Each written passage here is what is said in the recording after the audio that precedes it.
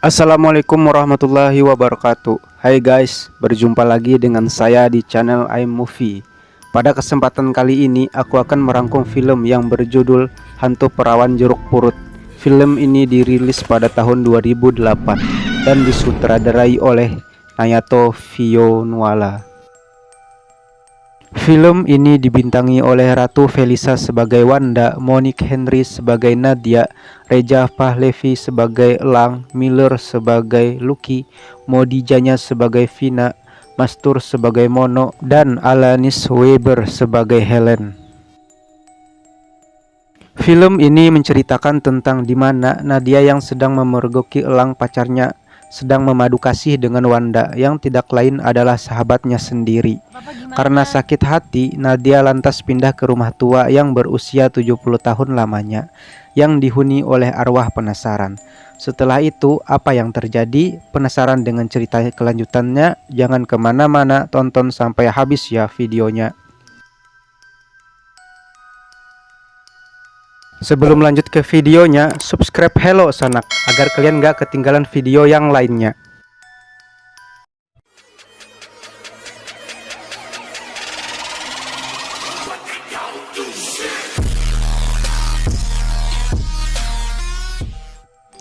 Di awal film diceritakan di mana Nadia yang pulang ke rumah sehabis bekerja tidak sengaja memergoki Elang dan Wanda sedang memadu kasih.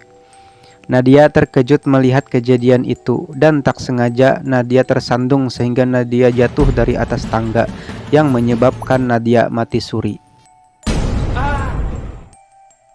Setelah diperbolehkan pulang dari rumah sakit, lantas Nadia mengontrak di sebuah rumah tua. Nadia yang ditemani Vina pun masuk ke dalam rumah tersebut dan mereka melihat-lihat seisi ruangan.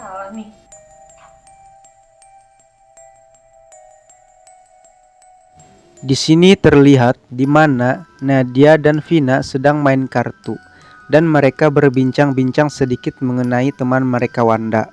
Vina memberitahukan kepada Nadia bahwa Wanda sekarang bekerja sebagai sexy dancer.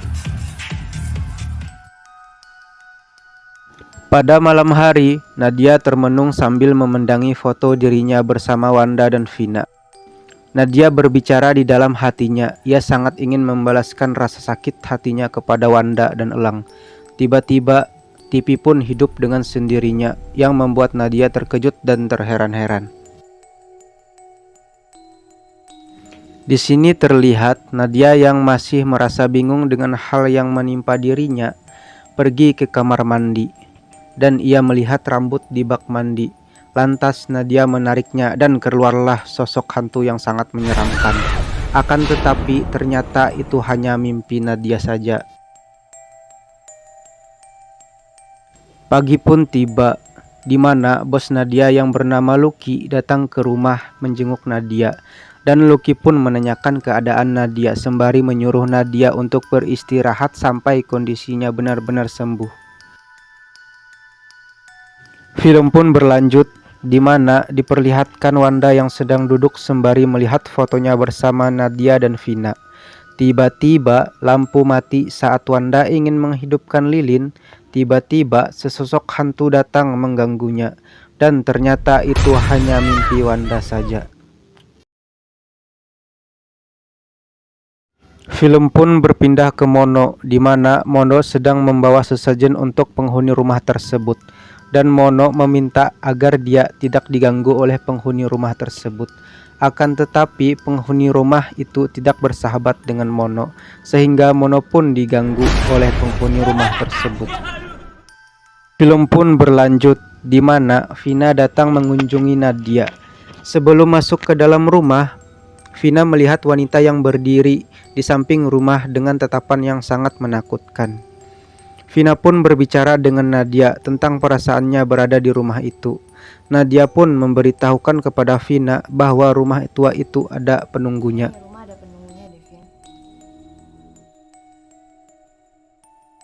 Film pun berpindah ke Wanda, di mana Wanda yang pergi ke dokter dinyatakan hamil dan Wanda memberitahukan kepada Elang bahwa ia sedang hamil. Setelah mengetahui Wanda hamil, lantas Elang menitipkan sepucuk surat kepada Lucky untuk diberikan kepada Nadia. Nadia yang melihat isi surat itu pun kesal dan melumat-lumat surat tersebut. Di sini terlihat Wanda yang sedang stres pergi ke klub tempatnya bekerja, dan Wanda bertemu dengan Helen. Ia menceritakan semua yang dialaminya kepada Helen. Helen pun meyakinkan Wanda bahwa Elang akan tanggung jawab, dan Helen pun pergi meninggalkan Wanda untuk bekerja. Seusai bekerja, Helen pun pulang. Tidak lama kemudian, Helen diganggu oleh hantu. Karena ketakutan, Helen pun pergi ke kamar mandi. Seketika itu, hantu itu menampakkan wajahnya kepada Helen. Lantas, Helen pun berteriak. Ternyata Helen hanya bermimpi.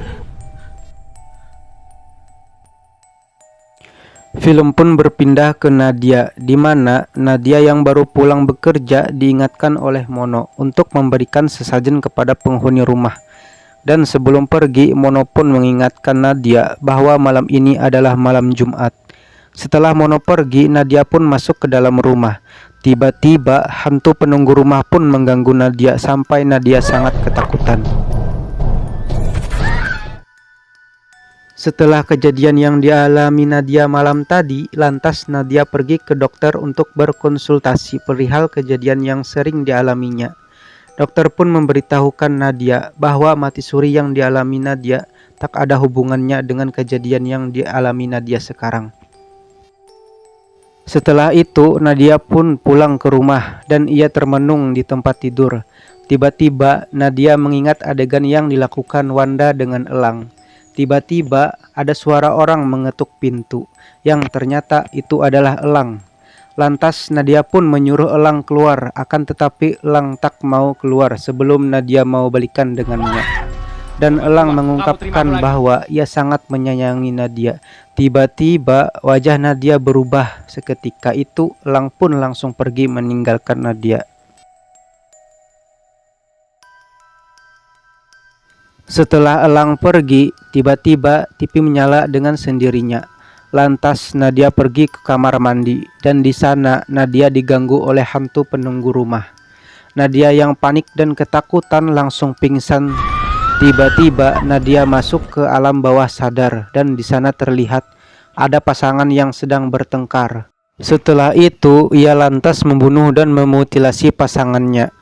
Setelah itu, hantu penunggu rumah pun menyuruh Nadia untuk menguburkan jasadnya, dan sebagai balasannya hantu itu akan membalaskan dendam Nadia kepada Elang dan Wanda.